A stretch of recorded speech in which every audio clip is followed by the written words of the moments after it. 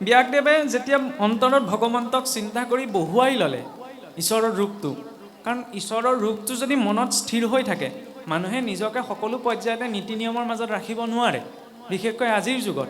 কিন্তু অন্তৰত যদি ঈশ্বৰ চিন্তনটো স্থিৰে বৰ্তি থাকে, তেতিয়াহ'লে কি হ'ব? মনটোৱে বেয়া বস্তুটো খাবলৈ ক'ব, কিন্তু অন্তৰৰ পৰা এটা বাৰ্তা আহিব যে নহয়, মনটোৱে কৈছে কাৰণে মই নাখাওঁ। মনটোৱে ক'ব বেয়া স্থানলৈ যাবলৈ, কাৰণ ইন্দ্ৰিয়বিলাক চঞ্চল নহয়।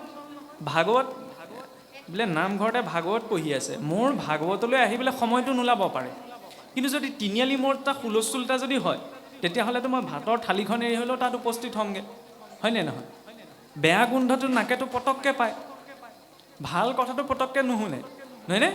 বেয়া কথা এটা কোনোবাই কওকচোন, পটককৈ শুনা পায়। এইটো কাৰোবাৰ স্থিতি নহয়, এইটো ইন্দ্ৰিয়ৰ প্ৰকৃতিয়ে। ইন্দ্ৰিয়বিলাক সদায় অধোগামী, তাৰ মাজতো আমি নিজৰ জীৱনটো ধৰি ৰাখিছোঁ। সেইবাবে মনটোত যেতিয়া ঈশ্বৰৰ প্ৰতিচ্ছবিখন বহুৱাই লোৱা যাব, তেতিয়া কি হ'ব? কৃষ্ণপাদ পদ্মৰ অৰুণ নখ পান্তি, যাৰ মন চুৱে তাৰ সুশীতল কান্তি, যেন হিম পৰি জোৰাই শৰীৰ তাহাৰ, ভক্তৰ অনুসয় তেনে সন্তাপ উদয়। নিজৰ বলত নোৱাৰোঁ, কিন্তু যেতিয়া সেই কৃষ্ণ পাদপদ্মৰ শীতল ছায়া মনটোৱে স্পৰ্শ কৰিব পাৰিব, তেতিয়া সেই মনটোত বেলেগ বিষয়ে চঞ্চলতা উৎপন্ন কৰিব নোৱাৰে। কিন্তু চঞ্চলতাৰ ক'বলৈ যাওঁতে ইন্দ্ৰিয়বিলাক অধোগামীটো অধোগামী, লগতে যিকেইটা প্ৰবৃত্তি যুক্ত কৰিছে আৰুচোন ভয়ংকৰ, কাম ক্ৰোধ লোভ, নহয় জানো? এইকেইটাইতো যত সমস্যাৰ মূল। এতিয়া এইকেইটা নাই বুলিতো আমি কোনেও ক'ব নোৱাৰোঁ। আমি ইমান ধৰ্ম কৰ্মৰ কথা কৈছোঁ, তথাপিতো কাম ক্ৰোধ লোভ মোহক এৰিব পৰা নাই। মহাপুৰুষেতো 3খন নৰকৰ দুৱাৰ বুলি কৈছে, কম বেছি পৰিমাণেতো সকলোৰে জীৱনত আছে। তেতিয়া ভক্তি কৰিবলৈ আমি এসোপাক এৰিব লাগিব নি? নালাগে এৰিব, আৰু কোনেও এৰিব নোৱাৰে। কোনেও ক'ব নোৱাৰে যে মোৰ কাম ক্ৰোধ লোভ মোহ নাই বুলি। পৰিমাণটো কম বেছি হ'ব পাৰে, কিন্তু সকলোৰে আছে। আৰু কামে নিজেই কৈছে বোলে, ত্ৰৈলোক্য জয় মূৰ আছে পঞ্চবান,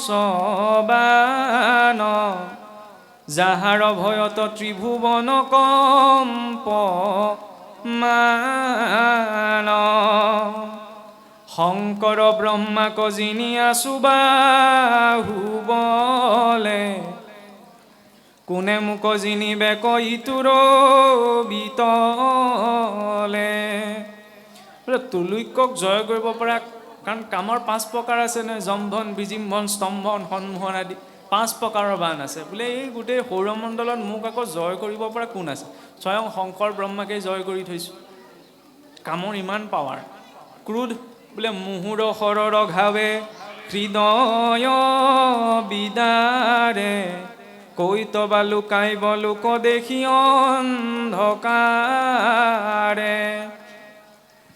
ক্ৰোধে ক'ত ক্ৰিয়া কৰে বোলে? হৃদয়ত। মূৰত যদি খং উঠিবলৈ হয়, তেতিয়া সন্মুখত পুত্ৰ ভাৰ্যা ইষ্ট মিত্ৰ কুটুম্ব বন্ধু সুহিত কোন আছে ভাবিবলৈ ধৈৰ্য নাথাকিব। সেইটো ক্ৰোধৰ শক্তি। তাতোতকৈ ভয়ংকৰ হৈছে লোভটো। যি স্থানত কাম ক্ৰোধ প্ৰৱেশ কৰিব নোৱাৰে, সেই স্থানতো লোভটোৱে প্ৰৱেশ কৰিব। ব্ৰহ্মাণ্ড ভিতৰে দেখিও কতুমিয়াই, লোভিয়াত পৰে মনুষ্যৰ মন্দনাই,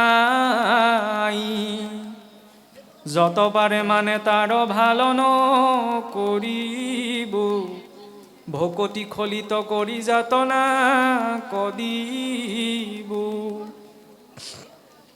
বোলে ব্ৰহ্মাণ্ডত যিমানবিলাক অধোলোক আছে, তাতোতকৈ 1 নম্বৰত বোলে লোভটো। লোভিয়াত পৰে মনুষ্যৰ মন্দনাই, যত পাৰে মানে তাৰ ভাল নকৰিব, ভকতি খলিত কৰি যাতনা কৰিব। এতিয়া নামঘৰলৈ আহোঁতেতো কাৰো মনত কাম ভাৱ নাই, কাৰো মনত ক্ৰোধ ভাৱ নাই, কিন্তু লোভটোতো ইয়াত বহি বহিওতো উপজিব পাৰে, হয়নে নহয়? লোভটো ইয়াতো প্ৰৱেশ কৰিব পাৰে, মনত উৎপন্ন হ'ব পাৰে। যেতিয়া কাম ক্ৰোধ লোভ এই তিনিওটা আছে, আৰু এই তিনিওটা বৰ্জনীয় বস্তুও নহয়, যদি পৰিমাণটো জনা যায়, নহয়নে? কামৰ কোনখিনিত? শাস্ত্ৰততো স্পষ্ট ৰূপত কোৱা হৈছে, যদি সন্তান উৎপত্তিৰ বাবে কাম ভাৱৰ আশ্ৰয় কৰা হৈছে, তেতিয়াহ'লে তাক ধৰ্ম বুলি কোৱা হৈছে। কিন্তু ভোগৰ নিমিত্তে যদি কাম ভাৱৰ প্ৰয়োগ হৈছে, তাক অধৰ্ম বুলি কোৱা হৈছে। মানে সৃষ্টিটো কামৰ প্ৰয়োজনীয়তা আছে, খালি তাক সংযমটো লাগে। ক্ৰোধৰটো প্ৰয়োজনীয়তা আছে। মই যদি বেয়া কাম এটা কৰোঁ, তেতিয়াহ'লে মোক পিতৃ মাতৃয়ে হওক, জ্যেষ্ঠজনেই হওক, গুৰুজনেই হওক, গালি পোৱাটো প্ৰয়োজন, মোৰ ওপৰত খং কৰাটো প্ৰয়োজন। ক্ৰোধটো দলিয়াই পেলাবও নালাগে নহয়, খালি কোনখিনি সময়ত প্ৰয়োগ কৰিব লাগে, হয়নে? জয় বিজয় যেতিয়া নিজৰ অভিমান পুষ্ট হৈ গৈছিল, হয়নে? সেইখিনি সময়ত তেওঁলোকক গালি পৰাৰ প্ৰয়োজনীয়তা আহি পৰিছিল। ভগৱন্তও সেইকাৰণে গালি পাৰিছে, চাৰিসিদ্ধেও গালি পাৰিছে। মানে ক্ৰোধৰ আশ্ৰয়ী হৈছে, ক্ৰোধটো তাতো প্ৰকাশ কৰা হৈছে, খালি কোন ক্ষেত্ৰত প্ৰয়োগ কৰিব লাগে। আৰু লোভীয়াও হ'ব লাগে, খালি লোভটো ভাল ক্ষেত্ৰত থাকিব লাগে, হয়নে? ভগৱানৰ ভাল কথা শুনিবলৈওতো লোভীয়া হ'ব পাৰি, নহয় জানো? সৎসংগৰে যাবলৈওতো লোভীয়া হ'ব পাৰি, ভাল বস্তু খাবলৈওতো লোভীয়া হ'ব পাৰি, নহ'লে বেয়া বস্তু খাবলৈ ঢেৰ কথা আছে। নিচা লাগে আজিকালি, ধৰি লওক নিচা কোনটো নিচা লাগে জীৱনত? যিটো নিচাই মানুহক ঊৰ্ধ্বগামী কৰে, যিটো নিচাই মানুহক অধোগামী কৰে, তেনেকুৱা নিচা নালাগে নহয়। নহ'লে আধুনিক শিক্ষাৰে শিক্ষিত হৈ পেলাই ধোঁৱা নুলিওৱা মেচিনটোৰ পৰা ধোঁৱা উলিয়াবলৈ বেছি সময় নালাগে নহয়, নহয়নে? ঈশ্বৰে ইমান ভাল মেচিন এটা দিছে, এইটোতো কেনিও ধোঁৱা নোলায়, নহয়নে? কিন্তু এইটো যদি মই ধোঁৱা উলিয়াবলৈ ব্যৱহাৰ কৰিছোঁ, খোৱা বস্তুৰ পৰা হজম হ'বলৈ পেটত এইখিনি এচিড ভৰাই দিছে, তাৰ ওপৰত যদি মই আকৌ এচিড ঢালিছোঁগৈ, বিড়ম্বনা এইখিনিতে। টাউনলৈ ওলাই যাওকচোন, হোল্ডিংবিলাক কিহৰ দেখিব? এই ডাঙৰ ডাঙৰ যে হোল্ডিং লগাই থোৱা থাকে, বেলেগকৈ নাভাবিব আৰু, গুটখা পেকেটৰ দেখিব, হয়নে নহয়? মদৰ বটলৰ দেখিব। ক'ৰবাত দেখিছে ভাল কিতাপ এখনৰ এডভাৰটাইজ দিয়ে আজিলৈকে? নেদেখে। কিয় নেদেখে? কাৰণ এইটো এনেই কলিযুগ বুলি কোৱা হোৱা নাই নহয়। অকল্যাণৰ দিশ চবতে আছে, কল্যাণৰ দিশ সকলোতে নাই, হয়নে? তাৰ মাজত নিজে ঠিকে চলিব লাগিব। মই ইয়াত কিবা ধৰ্ম হ'ব অধৰ্ম হ'ব এইখিনি কথা ক'বলৈ যোৱা নাই, কিন্তু কথা হ'ল কি, বহুতে এইটো ভাবেও ন যে এইবিলাক নীতি নিয়ম কেলৈ পালন কৰিব লাগে, এতিয়াই ঢেৰ বোলে ইটো নাখাবা সিটো নাখাবা, অলৈ নাযাবা তলৈ নাযাবা। কিয় দিছে? এই শৰীৰটোক ভালে ৰাখিবলৈতো দিছে। এই শৰীৰটোত বেমাৰ আজাৰ হ'লেতো আমি ভালকৈ থাকিব নোৱাৰোঁ, নহয় জানো? আৰু সেইবিলাক অস্বাভাৱিক, কিন্তু আমি নিজৰ ভিতৰতো সতৰ্কতা ৰাখি, ফুটা নাওখনেতো নৈখন পাৰ হ'ব নোৱাৰি। সংসাৰখনক ভৱসাগৰ বুলিছে, গতিকে ভাল বস্তুৰ মাজত, ভাল চিন্তনৰ মাজত, ভাল কৰ্মৰ মাজত শৰীৰটো ৰাখিব লাগে। সেইবাবেইতো এইখিনি নীতি সদাচাৰ দিয়া হৈছে। আচাৰ ধৰ্ম, আচাৰো পৰম ধৰ্ম, আচাৰহীনম নপুনন্তি বেদ। যিজন আচাৰহীন ব্যক্তি তেওঁক চাৰি বেদেও সূচী কৰিব নোৱাৰে, সেইকাৰণে আচাৰ ধৰ্ম লাগিব। আৰু ধৰ্মৰো চাৰি চৰণ ৰূপতটো আমাক দেখুওৱা হৈছে সত্য, শৌচ, তপ, ক্ষমা। এই চাৰিওটা বিষয় যেতিয়া জীৱনত থাকে, তেতিয়াহে মই নিজকে ধাৰ্মিক বুলি ক'ব পাৰোঁ। কিন্তু যদি মোৰ সেই শৌচ সদাচাৰ নাথাকে, ক্ষমা নাথাকে, তপ নাথাকে, সত্যতা জীৱনত নাথাকে, তেতিয়াহ'লে মই কেনেকৈ আগবাঢ়িব পাৰিম জীৱনত? বিনা তপততো অসুৰেও একো পোৱা নাই, আমিতো মনুষ্য হয়। তপ লাগিব। তপ মানে কেৱল গছৰ তলত বহি থকাটোৱে তপ নহয় নহয়, সংসাৰত তাপিত হ'ব লাগিব। সংসাৰত তাপিত হৈ যদি ধৰ্ম মাৰ্গেৰে তেওঁ এটকাও অৰ্জন হৈছে, মহাধৰ্ম। আৰু যদি সংসাৰত তাপিত হ'বলৈ গৈ তেওঁ ওপৰত পোৱাগিটাই হোৱাগৈ নাই, তললৈও আশা কৰি আছে, তেতিয়াহ'লে তাৰ পৰা অৰ্জন কৰা সহস্ৰ ধনে সহস্ৰ পুণ্য কৰ্ম কৰিও লাভ নাই। কাৰণ টেঙা ফলটো আনি মই মিঠাৰ জেগাত ব্যৱহাৰ কৰিব নোৱাৰোঁ নহয়। ঠিক তেনেদৰে মই যদি কিবা এটা অধৰ্মৰে অৰ্জন কৰিছোঁ, আমাৰ আকৌ তাত লজিকেল মাইণ্ডটো থাকে, অধৰ্মই কিবা এটা অৰ্জন, তাৰ কিছু শতাংশ ধৰ্মৰ নামত লগাই দিম, হৈ যাব বোলে, উদ্ধাৰ হৈ যাম। সম্ভৱেই নহয়, ঈশ্বৰে গ্ৰহণেই নকৰে। সেয়া কোনে গ্ৰহণ কৰে? একমাত্ৰ মানুহে। সেইকাৰণে শুদ্ধতাটো লাগে, কাৰণ দ্ৰষ্টা ৰূপত আমিয়েই নাই। আমিতো ঘৰখনত এটা কেমেৰাহে লগাই থওঁ, ঈশ্বৰেতো গোটেই সৃষ্টিখনতে, তেওঁতো সহস্ৰ নয়ন আছে, নিজৰ শৰীৰটোতে 14জন সাক্ষী ৰূপত ব্যাপ্ত হৈ আছে। সকলো কৰ্মৰটো হিচাপ হ'ব, নহয় জানো? আৰু সেই কথা কৰিবলৈ যাওঁতে বিশ্বাসটো যে লাগে, বিশ্বাসটো ক'ৰ পৰা আহিছে? নাৰদদেৱে পতিয়ন কাৰ জৰিয়তে যোৱাইছে? তেওঁ যে এই দাসীপুত্ৰহে আছিলে, নহয় জানো? সেই দাসীপুত্ৰ হৈ থাকোঁতে তেওঁৰ মাকে বোলে সেই বৈষ্ণৱ ব্ৰাহ্মণজনৰ আল ধৰোঁতে 4 দিন বোলে, কাহিনীটো সকলোৱে জানে, নহয় জানো? 4জন বোলে বৈষ্ণৱ সন্যাসী আহিছিল, তেওঁলোকৰ সংগত সদায় হৰি কথা শুনোতে শুনোতে তেওঁৰ মনত সেই ভক্তিৰ ভাৱখিনিয়ে ক্ৰিয়া কৰিছিল। গতিকে এই যে কাম, ক্ৰোধ, লোভ, মোহৰ প্ৰসংগ কৈ থকা হৈছে, কাম, ক্ৰোধ, লোভ, মোহ থাকিব, কিন্তু কাম, ক্ৰোধ, লোভ, মোহৰ উদ্দেশ্য কৃষ্ণকেন্দ্ৰিক যদি হৈ পৰে, তেতিয়া কাম, ক্ৰোধ, লোভ, মোহৰ জৰিয়তে কৃষ্ণক পাব পাৰি। শুনিবলৈ অদ্ভুত লাগিছে নহয়নে? কাম, ক্ৰোধ, লোভ, মোহ আজিলৈকে যিমানে কৈ থাকে চবে বৰ্জন কৰাৰ কথা কৈ থাকে। এই সৰু ল'ৰাটোৱে আকৌ কি গাইছে, কাম, ক্ৰোধ, লোভ, মোহেও ঈশ্বৰক পাব পাৰি। হয়, যদি কৃষ্ণমুখী হয়। তাৰ প্ৰমাণ কোন? স্বয়ং গোপীসকল। গোপীসকলে ভক্তিভাৱত বজিছিল জানো? নাই ভজা কাম ভাৱত। সেইবাবে কোৱা হৈছে কৰ্মেন্দ্ৰিয় প্ৰীতি ইচ্ছা তাকে বোলে কাম, কৃষ্ণেন্দ্ৰিয় প্ৰীতি ইচ্ছা ধৰে প্ৰেম নাম। যদি সেই কাম ভাৱো কৃষ্ণকেন্দ্ৰিক হৈছে তেতিয়াহ'লে তেওঁ গতি পাব। ক্ৰোধ ভাৱ কেনেকৈ কৃষ্ণকেন্দ্ৰিক হ'ব? য'ত অসত্যতা থাকিব, য'ত হিংসা থাকিব, য'ত কপটতা থাকিব, য'ত অনাচাৰ থাকিব, তাৰ প্ৰতি যদি ক্ৰোধ ভাৱটো মনত থাকে তেতিয়াহ'লে তেওঁ কল্যাণৰ মাৰ্গত আগবাঢ়িব পাৰিব। খালি আমি যায় এটাৰ ওপৰত খং কৰি দিওঁ, সেইকাৰণে সমস্যাটো সেইখিনিতেই হয়। পকেটত বহুত টকা আছে, বোলে আছে বুলিয়ে চবতে খৰচ কৰিব নালাগে নহয়, সংযমী হৈ খৰচ কৰিব লাগে। জমা সকলো আছে, কিন্তু ক'ত কোনটো প্ৰয়োগ কৰিব লাগে সেইটো অকণ বিচাৰ কৰি চাব লাগে। সেইবাবেতো মনটো দিয়া গৈছে, বিবেকটো সেইকাৰণেই দিয়া গৈছে। সেইবাবে আমি পাপ পুণ্যৰ অধিকাৰী হওঁ। অন্য জীৱবিলাকৰ পাপ পুণ্যৰ কোনো লেখাজোখ নাই নহয়, আমাৰহে আছে। আমি এতিয়া যেনেকৈ ধৰি লওক বিহুৱে সংক্ৰান্তি যেনেকৈ ক'ৰবাত দোকানৰ পৰা কিবা এটা বস্তু কিনিবলৈ গ'লে বেছি দাম পালে আমি কওঁ নে এইটো বস্তুত কিমান অফাৰ আছে বোলে দুটকামান কমাই দিয়ক, নহয়নে? আমি যেনেকৈ যি টি ক্ৰয় বিক্ৰয় কৰিবলৈ যেতিয়া অফাৰ বিচাৰি যাওঁ, মৰাৰ পাছত আমাক অফাৰ এটা ঈশ্বৰেও দিয়ে যমৰ জৰিয়তে। সেইটো যাতনা শৰীৰ। এই শৰীৰটোতো ইয়াত দাহ কৰি দিয়া যায়, ইফালেতো ধুবলৈ যাব লাগিব বৈতৰণিলৈ, তেতিয়া বোলে ঈশ্বৰে সেই যমৰ জৰিয়তে এটা যাতনা শৰীৰ দিয়ে। আৰু সেই যাতনা শৰীৰটোৱে ইয়াত লগা দাগখিনি তাত জমে ভালকৈ টুকুচি ধুৱে আৰু দাগ যোৱাকেইটা গুচি গ'ল, নোযোৱাকেইটা যাবলৈ আকৌ ইয়ালৈ পঠাই দিয়ে, হয়নে? সেইবাবে কোৱা হৈছে পুনৰপি জননম, পুনৰ জন্ম হৈ আছে, পুনৰপি মৰণম, পুনৰ মৰণ হৈ আছে, পুনৰপি জননী জঠৰে শয়নম, বাৰে বাৰে মাতৃৰ জঠৰত সেই গৰ্ভত শয়ন হৈ আছে। এইটো জীৱৰ প্ৰক্ৰিয়া। ভাগৱত সেইবাবেই দিছিল তকাৰম তত্ত্বভাৱকম, যাতে তত্ত্বজ্ঞানৰ জৰিয়তে জীৱ এই জন্ম মৃত্যু জৰাবিধি চক্ৰটোৰ পৰা উদ্ধাৰ হৈ যাব পাৰে। এতিয়া সেই কথা ক'বলৈ যাওঁতে ভাৱটোতো লাগিব, আৰু সেই ভাৱ অৰ্জন কৰিবলৈ যাওঁতে কেনেধৰণৰ ভাৱৰ প্ৰয়োজন? ক্ষমাৰ গভীৰতা, অশ্বত্থামাৰ শিৰোমণি কথা। নহ'লে আপুনিয়ে চাওকচোন, ভাগৱত পোনপ্ৰথমতে ক'লে আপোনাৰ এই ঋষিসকলৰ প্ৰশ্নৰ কথা, তাৰ পিছতেই ক'লে আপোনাৰ ব্যাস নাৰদৰ সংবাদৰ কথা। সেইটোৰ লগত অকণমান ৰিলেশ্যন দেখুৱাই যেনিবা নাৰদদেৱৰ উপজন্মৰ কথা ক'লেগৈ, চিধাই আকৌ মহাভাৰতৰ অশ্বত্থামাৰ কথা কেনেকৈ পালেগৈ? কি দেখুৱাইছে অশ্বত্থামা?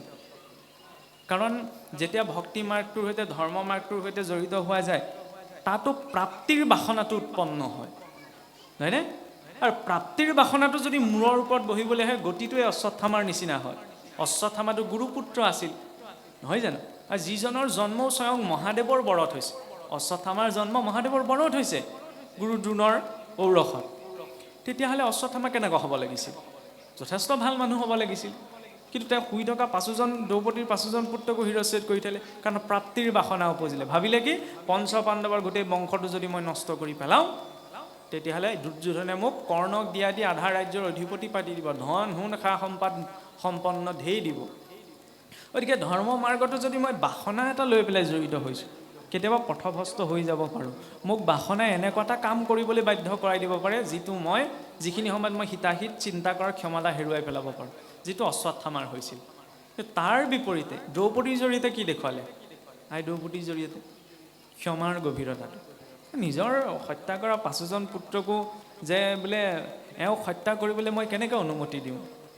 মৃতক পুত্ৰক স্মৰীয়া কান্দন্তে আচন্ত দ্ৰৌপদ জীও, গৌতমী পুত্ৰৰ অৱস্থা দেখিয়া অন্তৰিক্ষ ভৈলা জীও, হাহাকাৰ কৰি গুৰুৰ পুত্ৰৰ প্ৰণামিলা পাৱচুই, মেলা বান্ধ ইহান দুখে অধিকে উধাই জুই, মই যেন মোৰো পুৰী পুত্ৰ হকে অগণিহিয়া দহয়, ইহান অৱস্থা দেখি সেইমতে গৌতমী তেজী বেটি। কম ডাঙৰ ক্ষমা ভাৱনে? ভাগৱত মাৰ্গে কি কৰে? মনটো ইমান বিস্তৃত কৰি দিয়ে যে তাত সেইগৰাকী মাতৃয়ে নিজৰ কষ্টটো অনুভৱ কাৰণে ভাবিছে কি, আজি মই 5জন পুত্ৰক হেৰুৱালে যেনিবা, কিন্তু এই অশ্বত্থামাকো যদি মই আজি হত্যা কৰিবলৈ কওঁ বা বধ কৰিবলৈ কওঁ, তেতিয়া তেওঁক হেৰুৱাই তেওঁৰ মাকে কিমান কষ্ট পাব, নহয়নে? ভাগৱত মাৰ্গে সেইবাবে ইমান এটা বিস্তৃত দৃষ্টিকোণ ৰাখে। জীৱনত আমি এইখিনি পোৱাটো বহুত কল্পনাও কৰিব নোৱাৰোঁ, ইমান সহজ নহয়। সেইবাবে ভক্তি কৰাটো আমি সুবিধাৰ মাজত আছোঁ কাৰণেহে লাগে ভক্তি কৰিবলৈ বৰ সহজ বুলি নহয়। কেৱল কৈ দিলেই ভক্তি হৈ নাযায়, আমি প্ৰস্তুত হ'ব লাগিব ন। আমি অকণমান কষ্ট এটা পালে ঈশ্বৰৰ আছেন নাই তাত শংকা উপজি যায়, নহয়নে? সংসাৰখনলৈ চালে ঈশ্বৰৰ কেতিয়াবা নাই যেনো অনুভৱ হৈ যায়। সেইটো স্থিতিত আমি কেনেকৈ আগবাঢ়িব পাৰিম? সেইকাৰণে প্ৰথম বিশ্বাস, তাৰ পৰা দৃঢ় বিশ্বাস, তাৰ পাছতে সুদৃঢ় বিশ্বাস। পোনপ্ৰথমতে আমি জাপ মাৰি দিব নোৱাৰোঁ। নহয়নে? খালি সেই বিশ্বাসটো আমি বৰ্তাই লৈ গৈ থাকিব লাগিব, তেতিয়াহে গভীৰ হৈ হৈ গৈ থাকিব। আৰু সেই কথা ক'বলৈ যাওঁতেও চাওকচোন, দ্ৰৌপদীৰ প্ৰসংগৰ পাছতে কি আহিছিল? কুন্তীৰ স্তুতি। কুন্তীয়েনো কি কৈছিল? এইটোতো সকলোৱে জানে যে প্ৰভু মোক জীৱনত পাৰিলে বিপদহে দিয়া, বিপদত থাকিলে মোৰ তোমাৰ স্মৰণ হৈ থাকিব। অলপ আগত যে কথা এটা ওলাইছিল যে সুখৰ এইটো দুৰ্ভাগ্য, সুখে সকলো সুবিধা লৈ আনিলে ভগৱন্তৰ বিস্মৃতিটোও লৈ আনে। সুখত থাকিলে ভগৱানলৈ সহজে মনত নপৰে, কিন্তু দুখৰ এইটো সৌভাগ্য যে দুখ আহেহে আহে, চাৰিওফালৰ পৰা কষ্ট আহিলেও ঈশ্বৰৰ স্মৃতিটো লৈ আনে।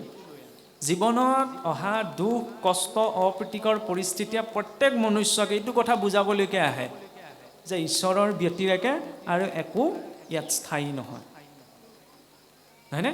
ঈশ্বৰমুখী হোৱাৰ সুবিধা সেইকাৰণে জীৱনৰ প্ৰতিটো সময়ত আমি পাওঁ, খালি আমি কথাবিলাক, কাৰণ জীৱনত পোৱা নোপোৱাবিলাক সকলোৰে একেই। জীৱনৰ পথটোত ঢেৰ খলা বমা আছে, ৰিক্সাখনত পাৰ হৈ গ'লে ঢেৰ ঠেকেচা খাম, আৰু ঠেকেচা খাই পেলাই অভক্তজনে বেয়া মাতটো মাতিব, ভক্তজনে ঈশ্বৰক চিন্তা কৰিব। সেইটোৱেই হৈছে বিপদো নৈব বিপদম, সম্পদো নৈব সম্পদ, বিপদম বিস্মৰণম বিষ্ণু সম্পদ নাৰায়ণ স্মৃতি। প্ৰতিকূলতাটো যদি ঈশ্বৰৰ চিন্তন হৈছে তেওঁ গতি পাব, কিন্তু অনুকূল পৰিৱেশতো যদি ঈশ্বৰৰ বিস্মৃতি হৈছে তেতিয়াহ'লে লাভ নাই। তাৰপিছত কি দেখালে? পিতামহ ভীষ্মৰ মুক্তি। পিতামহ ভীষ্মটোৰ মৃত্যু হৈছিল, কিন্তু মৃত্যুটো মুখ্য উৎসৱ বুলি ক'ব পৰা সাহস একমাত্ৰ ভাগৱতৰহে আছে। ধেমালি কথানে? আমিওতো মৃত্যুমুখী যাত্ৰাত আছোঁ, আৰু মৃত্যু সেই তেতিয়া নঘটে যেতিয়া হৃদযন্ত্ৰটোৱে কাম কৰা বন্ধ হৈ যায়, হাওঁফাওঁটো বন্ধ হৈ যায়, উশাহ নিশাহ বন্ধ হৈ যায়। আমি কওঁনে তেওঁ বোলে ঢুকালে, তেওঁ মৃত্যু ঘটিল? মৃত্যু তেতিয়া মুঠেও নঘটে। আমি ওলোটাকে কথাটো লওঁ। তেতিয়া কি হয়? শৰীৰটো নিষ্ক্ৰিয় হয়, মেচিনটো চলি আছিল, চলা বন্ধ হৈ থাকিল। মৃত্যু কেতিয়া ঘটে? যেতিয়া জীৱই আহি পেলাই মাতৃগৰ্ভত যেতিয়া প্ৰৱেশ কৰেহি, তেতিয়াৰ পৰা সেই শৰীৰটোৰ মৃত্যু আৰম্ভণি হয়। এতিয়াও আপুনি মই মৃত্যু হৈ হৈ গৈ আছোঁ। এইটোতো নিত্য প্ৰলয়। দ্বাদশ আৰু তৃতীয়ত বৰ্ণিত যি তিনি প্ৰকাৰ প্ৰলয়ৰ কথা আছে, নিত্য প্ৰলয়, খণ্ড প্ৰলয়, মহাপ্ৰলয়, এই শৰীৰটোৰ মৃত্যুটো নিত্য প্ৰলয়। এতিয়াও প্ৰতি ছেকেণ্ডত মৰি মৰি গৈ আছোঁ ন, খালি অনুভৱ নাই হোৱা। মহাভাৰতত এটি ধুনীয়া প্ৰসংগ আহে, এই যে আপোনাৰ যক্ষৰূপী ধৰ্মই যেতিয়া যুধিষ্ঠিৰক প্ৰশ্ন কৰিছিল, পানী খাবলৈ যাওঁতে যেতিয়া ধৰ্মৰূপী যক্ষৰ প্ৰশ্ন উত্তৰ দিব নোৱাৰি গোটেইকেইজন ঢলি ঢলি পৰি গৈছিল, শেষত আপোনাৰ সেই যক্ষই যুধিষ্ঠিৰক এটা কথা সুধিছিল যে যুধিষ্ঠিৰ, এইখন সংসাৰ আটাইতকৈ আশ্চৰ্যকৰ কথাটো কি, তুমি মোক কোৱা। তেতিয়া মহাৰাজ যুধিষ্ঠিৰে কৈছিল, আটাইতকৈ আশ্চৰ্যকৰ কথা এইটোৱেই যে মানুহে দেখি আছে, চকুৰ সন্মুখতেই মানুহৰ নিত্য জন্ম হৈ আছে, আৰু মানুহে দেখি আছে যে চকুৰ আগতে মানুহ নিত্য মৃত্যু ঘটি আছে। কিন্তু সেই বাস্তৱিকতাটো দেখি থকাৰ পাছতো মানুহে মাজৰ সময়কণকে নিজকে অমৰ বুলি যেন অনুভৱ কৰে। আমাৰো সেইটো, আমি মানুহজন যাওঁতেহে নাম লওঁ, মানুহজন আহোঁতে কিন্তু সহজে নাম নলওঁ। যেতিয়া শ্বাস থাকে তেতিয়া নাম ল'ব লাগে। আমি কেতিয়া লওঁ? যেতিয়া মানুহজনৰ জীৱটো গুচি গ'ল তেতিয়াতে আমি ঈশ্বৰৰ নাম লওঁ, সেইটো ভুল নহয়, কিন্তু শ্বাসটো আহোঁতেই নামটো উচ্চাৰণ কৰাৰ প্ৰয়োজন। কেঁচুৱাটো জন্ম হৈছে, সেইখিনি সময়তো ঈশ্বৰক চিন্তা কৰাৰ প্ৰয়োজন, আমি তেওঁ গুচি যোৱাৰ পাছতহে লওঁ। শ্বাস আৰু নাম পাৰ্থক্য ইমানখিনিতে, দুইটাও শব্দ, আৰু প্ৰকৃততে নাম উচ্চাৰণত, নাম চিন্তনৰ গভীৰতাত সেই নাম শ্বাসৰ সৈতে জড়িত হৈ যায়গৈ, নহয় জানো? শ্বাস প্ৰশ্বাস চলি থাকোঁতে প্ৰতিটো উশাহ নিশাহত সেই ভগৱন্তৰ নাম চিন্তন হৈ থাকে, সেইটো নাম চিন্তনৰ গভীৰতা। যেতিয়া আমি শ্বাসটো আছে শৰীৰত, তেতিয়াই যিমান পাৰি সিমান তেওঁ চিন্তন কৰিব লাগে, তেওঁৰ নাম ল'ব লাগে। শ্বাস যোৱাৰ পিছত আমি তেওঁতোতো নাম উচ্চাৰণ কৰিব নোৱাৰে। ইয়াততো এইসকলৰ বাবেহে নামষাৰ উচ্চাৰণ কৰা হৈছে, তেওঁতো নিজৰ কৰ্ম সংস্কাৰ মতেৰে গতি পাব। গতিকে সময় থাকোঁতে সেই নামক উচ্চাৰণ কৰাটো প্ৰয়োজন। আৰু আমি এনেকুৱা এটা সংস্কৃতিত ডাঙৰ দীঘল হৈছোঁ, যিটো সংস্কৃতিত এজন ব্যক্তিয়ে জীৱনত পোৱা আটাইতকৈ ডাঙৰ দুখ মৃত্যু, সেই মৃত্যুটোক মুখ্যলৈ ৰূপান্তৰ কৰি দেখুৱাইছে। তাকো মুখ্য বুলিও কোৱা নাই, মুখ্য উৎসৱ বুলি কৈছে। কোনোবা মৰিলে কোনোবাই উৎসৱৰ কথা ক'লে নেখেদিবনে? বুলিব পাগল হ'ল, মানুহ মৰিছে উৎসৱ পাতিবলৈ আহিছে, নহয়। কিন্তু মৃত্যুটোক উৎসৱলৈ কেনেকৈ পৰিৱৰ্তন কৰিব পৰা যায়, সেইখিনিতে দেখুৱাইছে দুটা বিষয়। আমাৰ উত্তৰায়ণ আৰু দক্ষিণায়ন, নহয়নে? বছৰেকতো আমাৰ দুটা অয়ন চলে।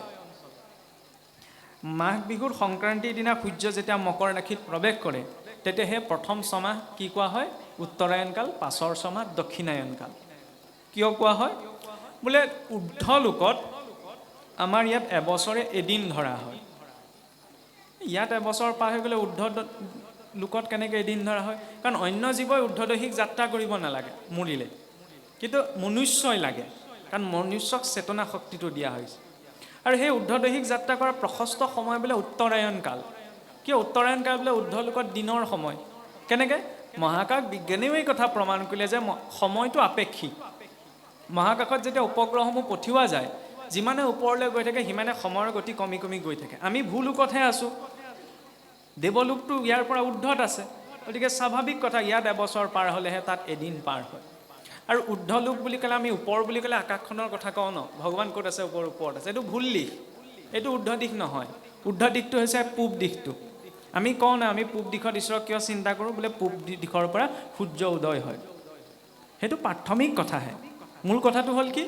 কাৰণ আমি ধৰি লওক টিভিটো যেতিয়া বা ভূগোলতো পঢ়িবলৈ পাওঁ, সূৰ্যটো মাজতে আছে, পৃথিৱীখনৰ চাৰিওপাশে ঘূৰি আছে, নহয় জানো?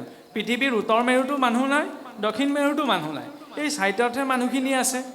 এই মানুহে যেতিয়া ওপৰলৈ বুলি আঙুলিটো টোৱাইছে, তেতিয়াহ'লে কাৰ দিশলৈ দেখুৱাইছে? সূৰ্যটোৰ দিশলৈ, হয়নে? ঊৰ্ধ্ব দিশটো কোনটো? পূব দিশটো। ইয়াত আমি যিটো পূব দিশ বুলি কৈছোঁ, মহাকাশলৈ যোৱাৰ লগে লগে সেইটো ঊৰ্ধ্ব দিশ হৈ পৰে। ঊৰ্ধ্ব দিশত আমি কিয় উপাসনা কৰোঁ? কাৰণ আমি জীৱনটোতো ঊৰ্ধ্বগামী হ'ব বিচাৰোঁ, হয়নে? আমাক উত্তৰায়ণ গতি লাগে, দক্ষিণায়ন নালাগে।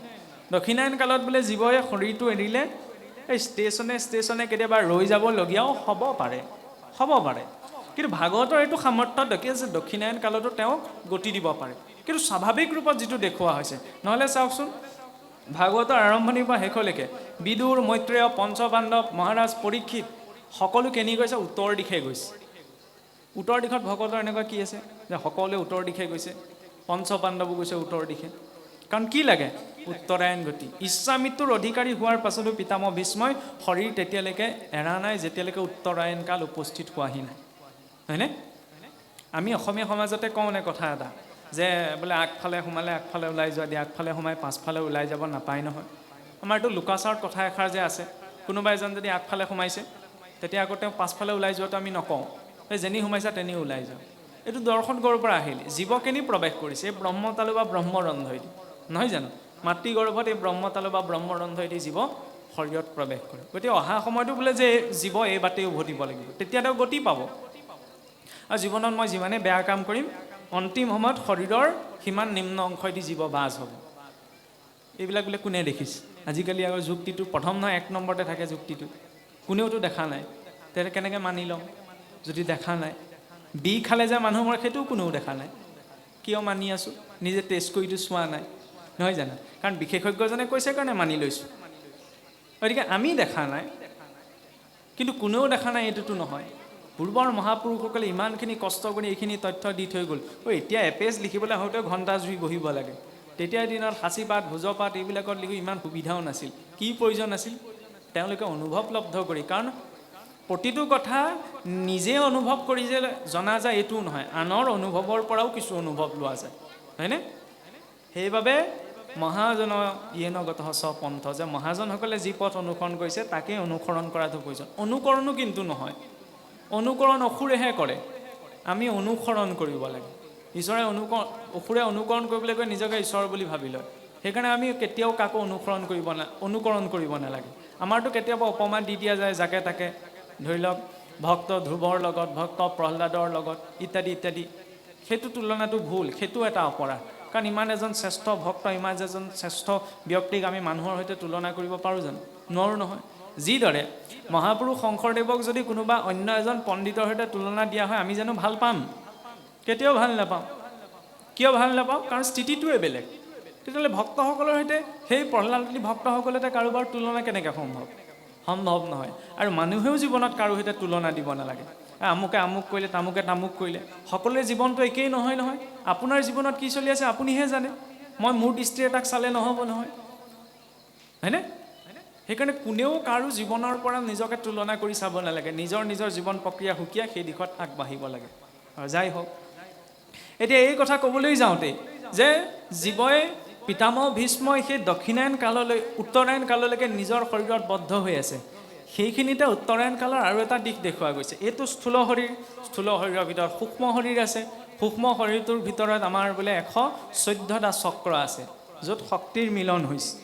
114টা চক্ৰৰ ভিতৰতে আমাৰ ছটি চক্ৰ বোলে প্ৰধান শক্তিৰ মিলন বিন্দু এইবিলাক বেলেগ এটা স্তৰত আহেগৈ আৰু মানে প্ৰত্যক্ষ ৰূপত কৈ লাভ নাই কাৰণ এইখিনি সাধন স্তৰৰ বিষয় আৰু সেই ছটি চক্ৰৰ আচলতে প্ৰকৃততে 7টি চক্ৰ কিন্তু তাৰে 6টি চক্ৰ আমাৰ ভিতৰত থাকে আৰু অন্তিমটি চক্ৰ অৰ্ধাংশহে শৰীৰৰ ভিতৰত থাকে ব্ৰহ্মতালু বা ব্ৰহ্মৰন্ধ্ৰ সহস্ৰাৰ চক্ৰ বা সহস্ৰদল পদ্ম আৰু ৰাসৰো তাৎপৰ্য এইখিনিতে আহে সেইকাৰণে ভগৱান কৃষ্ণই বোলে 16,000 গোপীৰ সৈতে ক্ৰিয়া কৰিলে কেনেকৈ ক্ৰিয়া কৰিলে ক্ৰিয়া মানে এইটো কেৱল স্ত্ৰী পুৰুষৰ নিত্যই নহয় কৃষ্ণ যদিও আমি ঈশ্বৰক গুণত বদ্ধ কৰিব নোৱাৰোঁ কিন্তু ভগৱান কৃষ্ণৰ 16 কলাৰ কথা শাস্ত্ৰত পোৱা যায় নহয়নে 16 কলাৰে ভগৱান কৃষ্ণ এতিয়া 16 কলা কৃষ্ণ মানে কি পূৰ্ণ আনন্দ হয়নে 16 কলা সহিত পূৰ্ণ কৃষ্ণই যেতিয়া সেই সহস্ৰদল পদ্মত বিৰাজ কৰিব তেতিয়াই মাল্টিপ্লাই কৰিলে 16,000 গোপীৰ সৈতে ৰাস ক্ৰিয়া নহয় জানো ৰসু বৈশ্য আনন্দং ব্ৰহ্মেতি সেই আনন্দ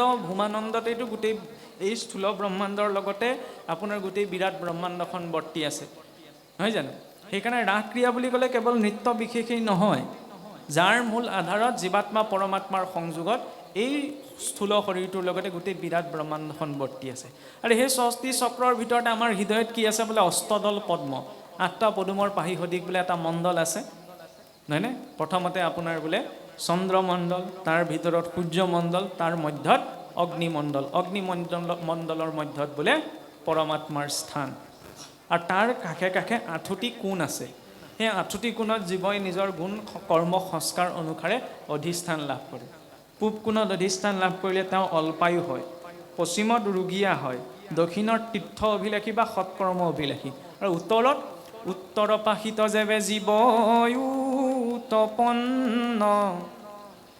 ভক্তি কৰিবাক লাগি যায় তাৰ মন এতেকে ভক্তৰ গতি উত্তৰৰ কুলে যাই যিটো ভকত হুৱয়হিতু নৰে সেইবাবে ভক্তসকলৰ গতি কি উত্তৰ কুলত কাৰণ আমাক কি লাগে উত্তৰায়ণ গতি কেৱল তাত দিশটোৰ কথাই দেখুওৱা হোৱা নাই তাত এটা নিৰ্ণয় আছে আৰু জীৱই যেতিয়া সৎকৰ্ম সৎ সংস্কাৰী হৈ থাকে তেতিয়া সেই জীৱৰ উত্তৰায়ণ গতি সম্ভৱ হয় কি তাৰ পাছত আমি যে কলিযুগৰ মনুষ্য সতৰ্কতাটো লাগিব সেইবাবে তাৰ পাছতে কি প্ৰসংগ আহিছে মহাৰাজ পৰীক্ষিত আৰু কলিৰ প্ৰসংগ আহে সেইবিলাকতো সকলোৱে জানেই কলিটো গুণময় কলিক যে থাকিবলৈ এইটো চাবলৈ গ'লেহে কলিযুগ সকলোতে কলিৰ দুষ্কাৰ্য নাই নহয় সেই নিৰ্দিষ্ট কেইটামান স্থানতহে আছে কিয় দেখুৱালে তাৰ পৰা জীৱনলৈ কলুষত আহে প্ৰথম জুৱা খেলত কিয় দেখুৱালে মই অকণ বেলেগ এটা দৃষ্টিভংগীত দেখুৱাইছোঁ দেই গাৰ কাপোৰখন যদি আমাৰ গাৰ পৰা সৰি পৰে আমি কৃষ্ণ বুলি সহজতে নুতুলো হাতৰ পৰা বেলেগ বস্তু এটা পৰিলেও যদি পৰে যায় তেতিয়া আমি কৃষ্ণ বুলি নুতুলো কিন্তু কেনেবাকৈ যদি পকেটৰ পইচা এটা পৰিবলৈ হয় তেতিয়া কৃষ্ণ বুলি পটককৈ তোলো এইটো আমাক কোনো শিকোৱাৰো প্ৰয়োজন নাই পটককৈ মুখৰ পৰা ওলাই যায় ন কিয় তোলে বাৰু কাৰণ যে আমাক কোৱাইছে ধনাত ধৰ্ম ততঃ সুখম বোলে ধনৰ জৰিয়তেহে ধৰ্ম আহিব তাৰ পৰা সুখ আহিব এই কথাটো আমি নিগেটিভ চেন্সত ব্যৱহাৰ কৰি থাকোঁ এই বোলে এইবিলাক কথা পাতি থাকিলে ধন থাকিলেহে কাম হ'ব হয় অৰ্থ নভৰিলেকো কিছু কৰ্ম নিসিজয় বুলি ভগৱন্তইও কৈছে কিন্তু সেই অৰ্থৰ সৈতে কেৱল এটা ভোগবাদী মনোভাৱেই জড়িত হোৱা নাই এইটো সংস্কৃতিত সেই অৰ্থৰ সৈতে এটা বহুত গভীৰ ভাৱ যুক্ত হৈছে কিয় ধনৰ অধিষ্ঠাত্ৰী বুলি আমি কাক জানো লক্ষ্মী কাৰ পত্নী নাৰায়ণৰ পত্নী নহয় জানো আৰু সেই নাৰায়ণৰ পত্নী লক্ষ্মী ক'ত বহি আছে নাৰায়ণৰ চৰণে অনেক ভকতিভাৱে উপাসন্ত লক্ষ্মী জগত মমে বোলে জগত মাতৃ সেই লক্ষ্মী নিৰহংকাৰ ভাৱত ঈশ্বৰৰ চৰণ সেৱাত বহি আছে মানে সেই ধনৰ সৈতে আমাৰ মাতৃভাৱটো যুক্ত হৈ আছে হয়নে যি স্থানত গৈ পুত্ৰই মাতৃক উৰুৱাই দিবগৈ তাত কেনেকৈ ধৰ্ম থাকিব জুৱা খেলত কি কৰা হয় এতিয়া দেখিব নহয় দেৱালী আহিছে কিছু জেগাত ওলাবই নহয় জানো দেৱালীৰ দিনা ঈশ্বৰৰ আগমন ঘটিছিল অযোধ্যালৈ নহয়নে পোহৰৰ উৎসৱ এই আপোনাৰ জুৱা খেল মানে কি এই আজিকালি ওলাইছেই নহয় এখন চকৰি খেল বুলি যে কয় যে মানে সেইখনোতো জুৱা খেল ন তাৰ জৰিয়তে কি হ'ব তাত যদি লাভ নাহে নহয় অকল্যাণহে আহিব আনক ঠগি পেলাই ঠগ প্ৰবঞ্চনা কৰি নিজৰ জীৱনটোলৈ কিবা এটা লাভ অহা সম্ভৱ হয় জানো আমি উৎসৱবিলাকো কিবা অধাচাৰী কৰি পেলালোঁ কিছু ক্ষেত্ৰত সাত্বিকতাৰে পালন কৰিব লাগে নহয় জানো গতিকে ধন অৰ্জন কৰিব লাগে ধন লাগে কিন্তু সেই ধনৰ প্ৰতি সন্মানটোও লাগে নহয়নে লক্ষ্মীও সেইকাৰণে চৰণতহে বহি আছে তাতোতকৈ ওপৰলৈ উঠা নাই তাতকৈ ওপৰলৈ উঠিলে সকলো শেষেই আৰু নহয়নে তাৰপিছত কি দিলে সুৰাপানৰ কথা মই বিশেষ নকওঁ কাৰণ সকলোৱে জানে আৰু এনেও যাৰ বিষয়ে কোৱা হৈছে তেওঁলোক ইয়াত এনেও উপস্থিত নাই, নহয়নে? কথা ঠিক তেনেকুৱা। আৰু কথা হ'ল কি, ঈশ্বৰে ভাল ইমান এটা শৰীৰ দিছে, এই শৰীৰটোত ভাল বস্তু ভৰাব লাগে, নহয়নে? চোৱা বস্তু এটা ইয়াত ভৰাব নালাগে। কেঁচুৱাতেও চুচৰি বাগৰি খোজকেইটা পোনাব বিচাৰে, লেবা থেবা মাতেৰে হ'লেও মা বুলিব বিচাৰে। যিটো খোৱাৰ পিছত আপোনাৰ জিভাৰ থৰ নাইকিয়া হয়, খোজৰ থৰ নাইকিয়া হয়, তেনেকুৱা এটা বস্তুত কিয় আসক্ত হ'ব লাগিছে? এই আজিকালি বোলে সমস্যা নাই, গোন্ধ নোলোৱা ওলাইছে নহয়, নহয় জানো? তেতিয়া বোলে সমস্যা নাই নহয়। গোন্ধক লৈ কথা নহয়, তো যিটো বস্তু খোৱাৰ পিছত মানুহৰ চেতনা নষ্ট হৈ যায়। শাস্ত্ৰততো ইয়াক পঞ্চ মহাপাতকৰ লগত তুলনা কৰা হৈছে। ব্ৰহ্মবধ, গোবধ, সুবৰ্ণ চুৰি কৰা, সুৰাপান কৰা আৰু এই চাৰিওজনৰ সংগত থকা জনো পঞ্চ মহাপাতকী। এটাই বোলে সুৰাপানৰ প্ৰায়চিত্ত আছে, বোলে বোৱতী নৈ এখনলৈ যাওক, বোৱতী নৈ এখনলৈ গৈ ডিঙিলৈকে নামক বোলে, নামি লৈ পেলাই ঘিউ অলপ বোলে উতলাই ল'ব, উতলাই বোলে একে ঘোটে খাই দিব, তেতিয়া বোলে সুৰাপানৰ প্ৰায়চিত্ত হ'ব। এইবিলাক কথা আজিৰ যুগত অপ্ৰযোজ্য, নহয়নে? কোনেও এইবিলাকৰ কথা ক'ব নোৱাৰে। কিন্তু কিয় এনেকুৱা বিপৰীতকৈ ইমান এটা দ্বন্দ্ব দেখুৱাইছে আগতে? কিয় দেখুৱাইছিল?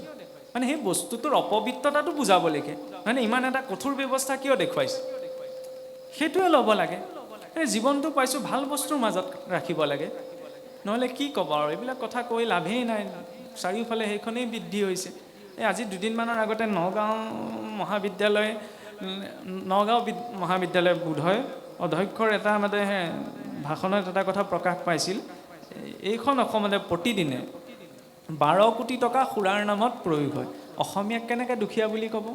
যিখন অসমত মানুহে 12 কোটি টকা ডেইলি মদ খোৱাৰ নামত ব্যৱহাৰ কৰিব পাৰে, সেইখন অসমত দুখীয়া কোনখিনিত আছে? ভাল বস্তুৰ ক্ষেত্ৰত। এতিয়া তাৰ মাজতো কথা আহিব পাৰে, মোৰ পইচা মই ক'ত খৰচ কৰোঁ, তোমাৰ এইবোৰ মাতত মাত দিবলৈ কি দৰকাৰ? আপত্তি নাই, কেইদিননো থাকিম, ভাল বস্তুৰ মাজত থাককচোন। কিন্তু মানসিকতা যদি এইটো হয়, অকণমান ফুৰ্তিয়াকৈ কৈছোঁ আৰু দেই, মানুহ এজন গধূলা হ'ল, গধূলি দবা খুব মাৰিলে, নামঘৰী এজন আপোনাৰ গৈ আছে আৰু ঘৰৰ পৰা উভতিছে, তাৰপৰা এজন লগ পালে, ইজন দেখিলে যে গোটেই ৰাস্তাটো জুৰিছেহে আৰু আহোঁতে। নামঘৰীজনে ক'লে, হেই ৰাহুল, তুমি নোৱাৰা নাই, এতিয়া আৰু বয়স নাই এৰিবলৈ মানি লৈছোঁ, কিন্তু অকণমান কণ্ট্ৰলত খোৱাচোন, গোটেই ৰাস্তাযোৰ জুৰিছেহে, গাড়ী এখনে দেখিলে যদি খুন্দিয়াই থৈ যায় কি হ'ব?